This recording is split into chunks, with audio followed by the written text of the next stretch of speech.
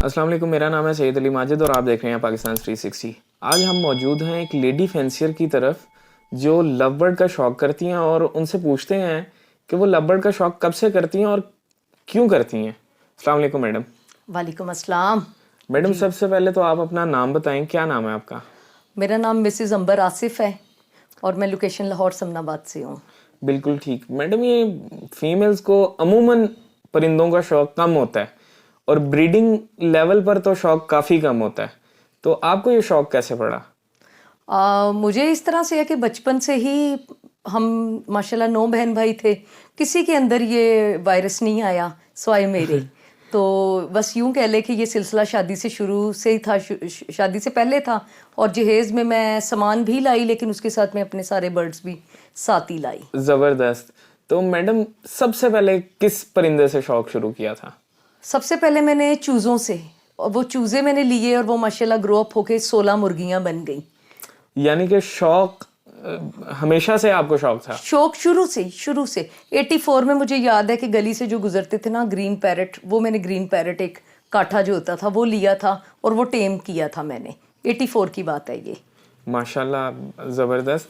तो madam breeding कब से स्टार्ट की? Proper breeding, farming? ब्रीडिंग तकरीबन 2009-2008 से, जब मेरे पास येलो रिंगनेक, रा और रुजीला वगैरह थे जो मैं साथ ही लेकर आई थी। फिर माशाल्लाह यहाँ समनाबाद में ऊपर अपने घर में मैंने एक उसको सेटअप की शक्ल दी, तो माशाल्लाह वो सिस्टम चल पड़ा था। लेकिन शादी के बाद मेरे बच्चे, ये नई जनरेशन ज़्यादा ज़रूरी थी, इसलिए मैंने कहा ये शौक़ तो कभी भी पूरा हो जाएगा, तो लिहाजा उसको फिर मैंने क्विट करना पड़ा। हालांकि दिल नहीं चाह रहा था, लेकिन बस उसको फिर मुझे बच्चों के साथ मैं एडजस्ट नहीं कर सकी, तो फिर मुझे गुड बाय कहना पड़ा। तो दोबारा कब से स्टार्ट किया मैडम? दोबारा मैंने तकरीबन 2019 में, मेरी वालदा की डेथ हो गई, तो मोस्ट ऑफ द टाइम वो मेरे पास ही रहती थी और मुझे बहुत ज़्यादा उनके साथ अटैचमेंट थी, बहुत ज़्यादा। शायद जैसे सबसे घर का छोटा बच्चा होता है ना, तो मैं भी घर में सबसे छोटी थी और मैं बेहद अम्मी की लाडली थी। तो छोटा बच्चा मुझे लगता है कभी बड़ा होता ही नहीं है, कि वो माँ के पल्लू से निकलता नहीं है। तो बस अम्मी की डेथ के बाद मैं बहुत ज़्यादा डिप्रेशन में चली गई। तो उस डिप्रेशन से डॉक्टर ने कहा कि ये उसी सूरत में निकल सकती हैं जब इनको नेचर के करीब रखा जाए। बिल्कुल ठीक। तो मैडम ये बताएं कि ससुराल में तो कोई एक्स्ट्रा कपड़ा नहीं रखने की इजाजत होती है, आपने परिंदे कैसे रख लिए? बस अल्लाह ताला ने ये मेरी बड़े करीब से होके मेरी दुआ सुन ली। ससुराल जो मेरा था ना वो हाफजाबाद है, तो लेकिन आसिफ जो थे वो पैदा तो हाफजाबाद हुए थे, लेकिन वो यहाँ अपने ताया ताई के पास रहते थे।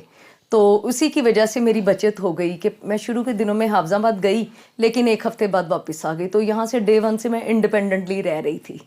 अच्छा मैडम ये बताएं कि हमने देखा कि आपके हस्बैंड के साथ कोई प्रॉब्लम भी है, थोड़ा सा कोई इशू है, तो वो थोड़ा सा बताएं कि क्या इशू है?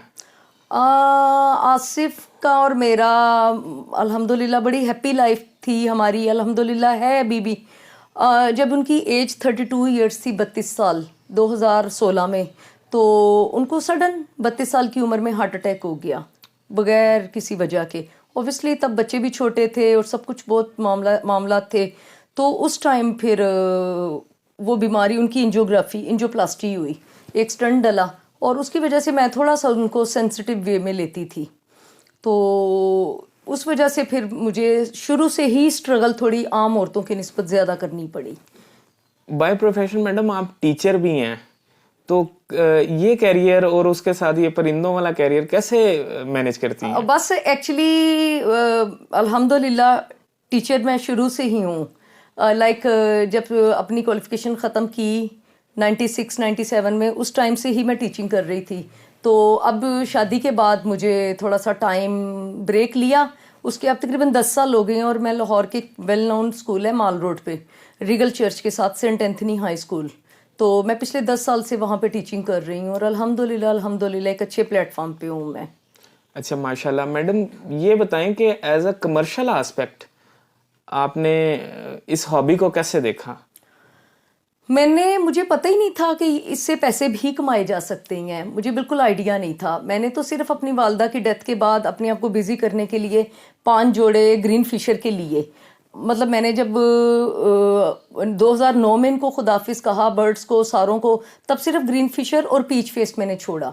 अब जब मैं वापस 13.5 साल बाद आई हूँ तो वो एक दुनिया ही अलग थी, रंग, नाम, शक्लें, म्यूटिशनें। तो तब भी मुझे नहीं पता था, तब भी मैंने मार्केट से सिर्फ 3 ग्रीन फिशर और 2 पेच फेस लिए। तब मुझे ये नहीं था कि मैंने कोई कमर्शियल इनसे या कोई कमाई करनी है, तो अंदाजा ही नहीं था मुझे कि।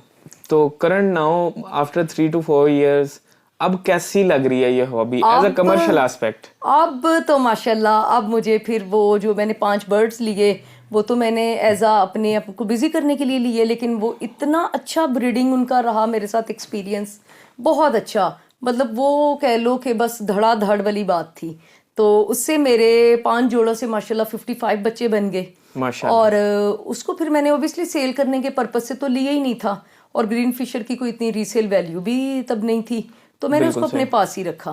फिर आहिस्ता आहिस्ता जब मैं स्टेप चढ़ती गई और यूट्यूब पे कुछ वीडियोस ने मेरी बड़ी अच्छी रहनुमाई की, तो उनमें से मैंने नवीद शेख साहब को लीड करना शुरू कर दिया और देखा कि ये तो वाकई वो मेरे वाले ही तोते इनके पास हैं।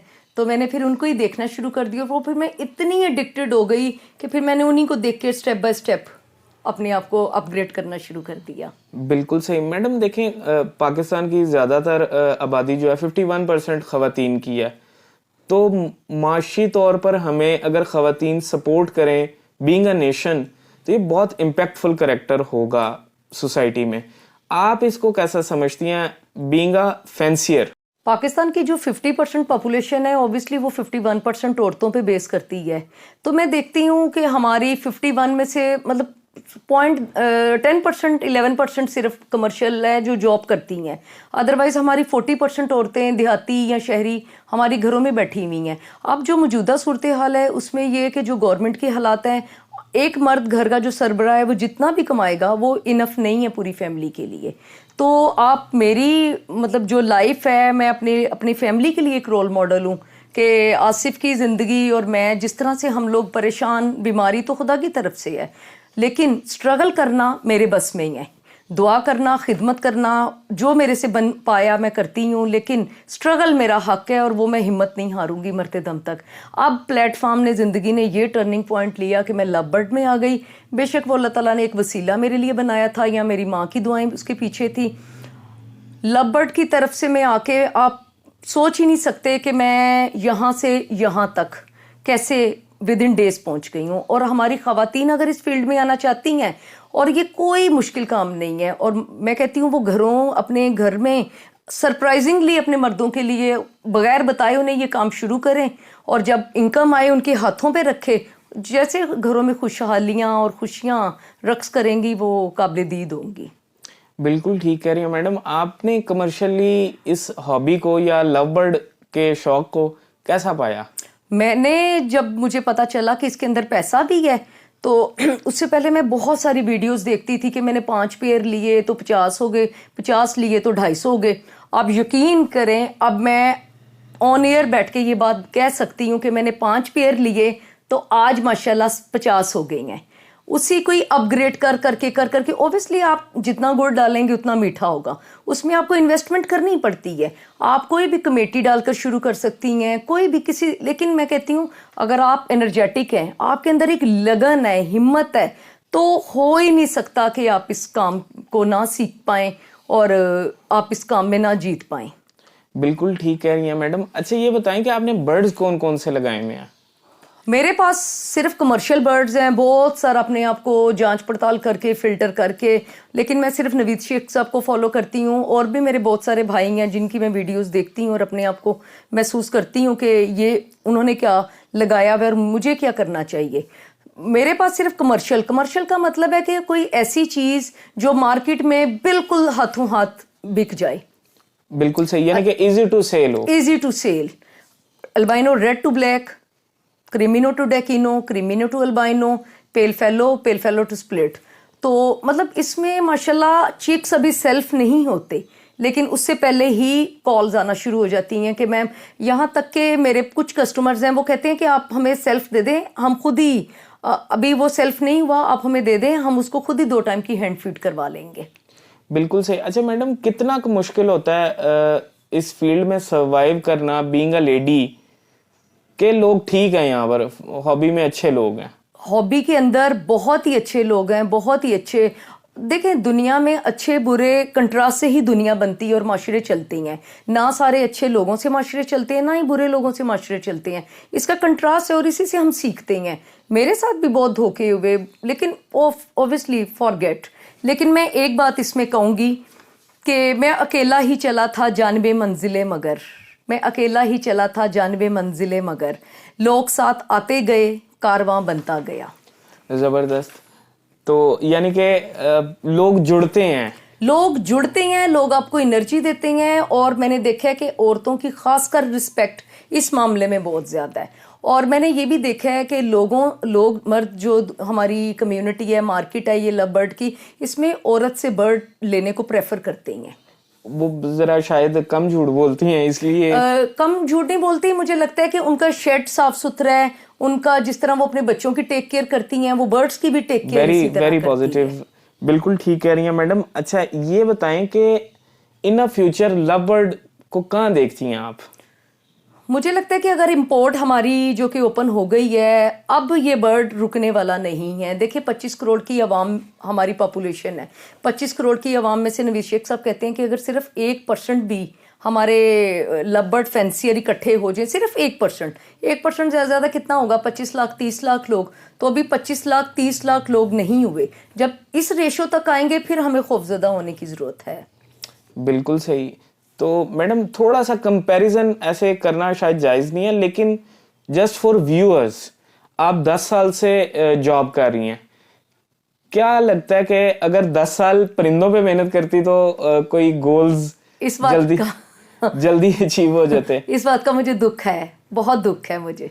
और मुझे मेरी फैमिली आज भी प्रेशराइज करती है कि तुम जॉब छोड़ दो। ओबियसली जॉब के ड्यूरेशन 9 घंटे ही है। 9 घंटों के बस मुझे क्या मिलता है? वो एक पर्दादारी है। बिल्कुल ठीक है। बिल्कुल एक प्राइवेट इंस्टीट्यूट मिशनरी स्कूल के अंडर है। मिशनरी स्कूल है तो एक स्मॉल अमाउंट, जो कि सिर्फ मेरे बच्चों की फीसिस और मेरे बच्चों की ट्रांसपोर्टेशन, इनफ। इसके अलावा तीसरी चीज नहीं है कोई। और परिंदों में आप मेरी सैलरी को 4 से मल्टीप्लाई कर लें और उसको पर मंथ से मल्टीप्लाई कर लें, माशाल्लाह। तो वो बस ये कह लें आप। मैडम, ये कमर्शियली जब आपने काम किया तो हु इंस्पायर्स यू? किस तरह से इंस्पिरेशन मिली? हौसला करना बड़ा मुश्किल होता है। हम जैसे स्टेप लेते हैं, बोल्ड स्टेप लेने पड़ते हैं, पैसे इन्वेस्ट करना पड़ते हैं, तो कैसे हौसला आया आपको? जब मैंने ये स्टेप लिया तो मुझे कुछ भी नहीं था। मैं ब्लैंक थी, बिल्कुल दिमाग खाली था। मुझे नहीं पता था उस टाइम। तो यही था कि बस वालदा के जो सदमा है उसको थोड़ा कम करना है। तो उसके बाद फिर अल्लाह ताला ने जब वसीला दिया, मेरा दिल किया कि कुछ और। तो फिर बस पता नहीं किस तरह से यूट्यूब पे करते करते नवीद शेख साहब की एक वीडियो सामने आ गई। एक इंटरव्यू उनका सामने आया जो उन्होंने यासिर शामी को दिया था। तो मैं बड़ी हैरान हुई कि ये आदमी किस तरह की बातें कर रहा है कि महंगे पेयर के बच्चे अंडे उठा के सस्ते पेयर के नीचे। वो मैंने वीडियो तकरीबन 15 दफ़ा देखी और मैं बहुत सरप्राइज हुई। फिर बस वहीं से मैंने भी अपने आप को कमर बांध ली। बेसिकली यासिर शामी को यानी कि मशहूर करवाने वाले लोग आप ही हैं। 15 दफा देख बस रहे हैं। हाँ, यही बस कह लेना। अच्छा मैडम, देखें, आपका एक एक्सपीरियंस है हॉबी में भी और बीइंग अ प्रोफेशनल लेडी। मुल्क में उस तरह से वसाइल नहीं है, जॉब अपॉर्चुनिटीज नहीं है, इन्वेस्टमेंट्स कम है लोगों के पास। तो स्पेशली खवातीन को टारगेट करते हुए कुछ थोड़ा सा इंडिकेट करें कि किस तरह से लोग इस बिजनेस में आ सकते हैं, इस शौक को कर सकते हैं, नेचर के करीब हो सकते हैं। देखिए, जो मुल्की हालात हैं और हालात के ऊपर जो हमारे भाई डिप्रेशन में हैं, जो घर के सरबराह होते हैं, तो उनके बस की बात नहीं अब रही कि वो अकेले कमाएं। आप यकीन करें कि मेरी कुलीग है, विडो है, कम एज है लेकिन विडो है। अब उसके 2 बेटे हैं। अब वो जब मुझे देखती है, ऑब्वियसली जो मेरे साथ वो सैलरी है उसकी, वो तो बहुत स्मॉल अमाउंट है। बच्चा उसका यूनिवर्सिटी अब जाने वाला है। वो इतनी परेशान थी, लेकिन अब उसने एज आ इंस्पायर होकर मुझे देखती थी, मेरी रूटीन को देखती थी। अब उसने मुझे रिक्वेस्ट की है। अब उसने कोई अपने हस्बैंड की रिंग्स वगैरह सेल की हैं कि ये पड़ी हुई तो यहाँ पे बैठी नहीं है ना इतने सालों से, तो मैं अपने बेटे को तुम्हारे साथ अटैच करती हूँ, तुम इसको बताओ, समझाओ, इसको बर्ड्स कहीं से दिलवाओ, कुछ करो, इसको गाइड करो, ताकि सिर्फ ये यूनिवर्सिटी का खर्चा अपना निकालता जाए। हर माँ को ख्वाहिश होती है कि उसका बच्चा उससे ज़्यादा ऊपर जाए।